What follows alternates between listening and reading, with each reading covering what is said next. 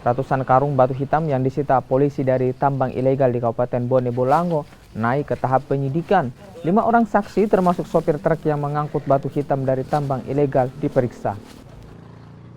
Sebelumnya, Direktorat Reserse Kriminal Khusus Polda Gorontalo menyita hampir 400 karung batu hitam dari salah satu rumah warga di Kecamatan Kabila, Kabupaten Bone Bolango. Batu hitam dari tambang ilegal Kecamatan Suwawa itu disita polisi setelah diamankan dari sejumlah warga. Kami dari penyidik Polda Gorontalo khususnya di Treskrimsus Subdit Tipiter telah melakukan pemeriksaan terhadap 5 orang saksi.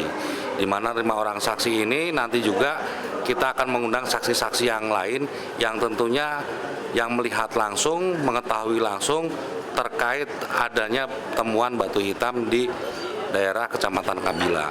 Dan untuk saat ini kami juga sudah melakukan penyidikan, tahapan penyidikan.